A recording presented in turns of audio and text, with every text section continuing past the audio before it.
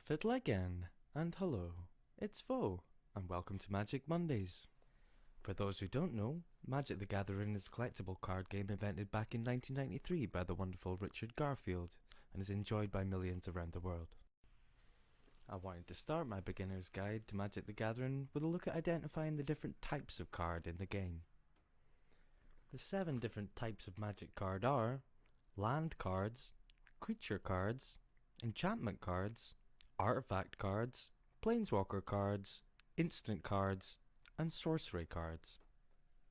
Lands, creatures, enchantments, artifacts, and planeswalkers are considered permanents as they stay on the battlefield once they are played, whereas instants and sorceries have a one-off effect that once they are played, they are considered used. I'll now take you through these different types of cards so you can identify them for yourselves. First type of card is a land card. These can either be a basic land or a non-basic land, but both are included as land cards. On screen are the most common land cards. These are basic lands, from the top going clockwise: a plains, an island, a swamp, a mountain, and a forest. In Magic the Gathering, lands tap for mana, and mana is the currency with which players use to play their spells. For this reason, land is essential in almost every deck. All Magic the Gathering cards have the same design on the reverse of the card, and this is the easiest way to identify which cards belong to Magic the Gathering and which don't. In the centre on the left of a Magic the Gathering card on the front, you'll be able to see what type of card it is.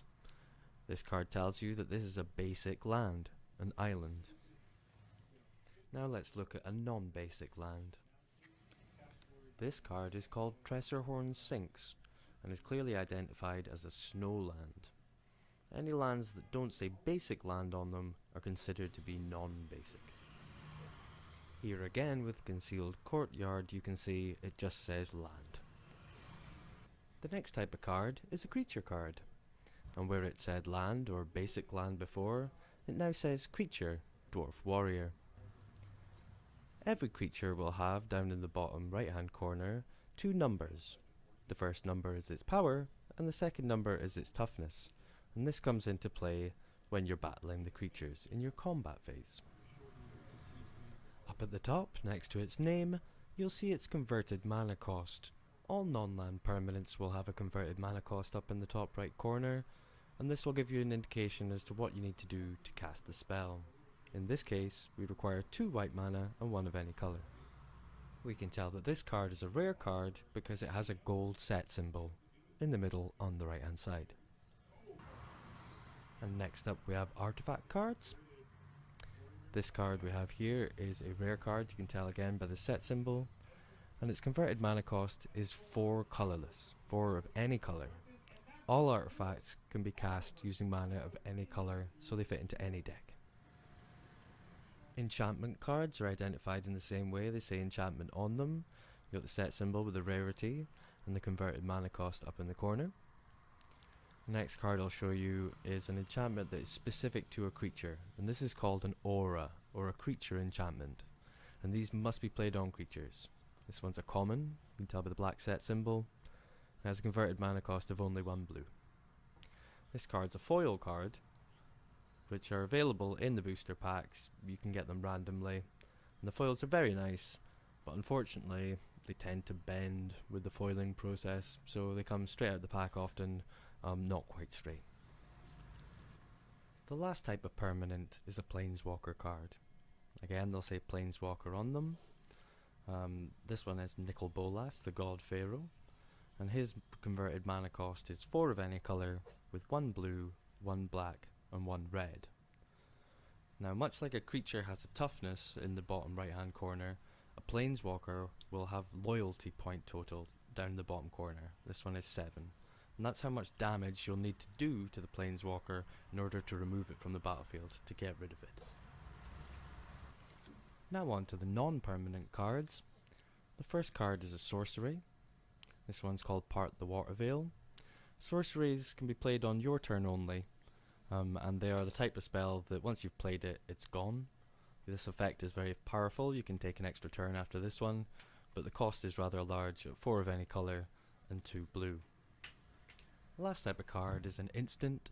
Again, once it's used, but the difference between an instant and a sorcery is that an instant can be played at any time. This one costs only 1 blue, so if you have 1 blue spare, on your opponent's turn, you can counter target instant spell. If your opponent plays an instant, you can then counter spell that, and that'll stop your opponent's spell from resolving. And those are the 7 different types of card. So I've mentioned that you can get foil cards randomly distributed in packs. I'll take you through a couple more different types of foil that you can have. This is a pre-release foil, and embossed into it in gold is the date of the event in which it was obtained. This is an Amonkhet invention. This is a special kind of card with premium foiling that's released in very limited numbers into the normal supply, just in booster packs. People can find them and they're worth quite a bit. Exactly the same on the back, perfectly legal to play in a deck, but it's more of a collector's item. If you type in MTG Gatherer into Google, or if you just go to gatherer.wizards.com, then you'll be taken to a website which contains all the encyclopedic information about all of the cards ever released.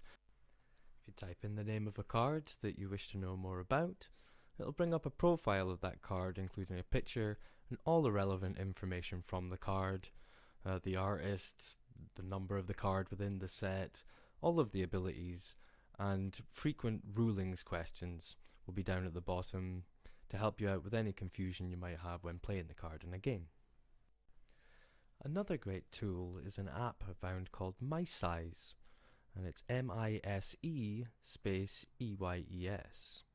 And this is an app that you can get onto the phone that will help you value the cards, so you know which cards are valuable and which aren't. Now if we have a look at the phone here, here's me opening up Mice, and up in the top right there's a search button. Now once you type a name of a card in there, much like the Gatherer, it pre-fills it for you, brings up the image. Here's Nicol Bolas again. Down at the bottom it'll tell you what the current values of the card are, and this will depend on whether the card is foil or not. If the card has appeared in multiple sets, you may find that the oldest version of the card, the oldest incarnation, is worth more than the current one. Maybe they changed the artwork over the years and the older artwork is more valuable, more sought after by players.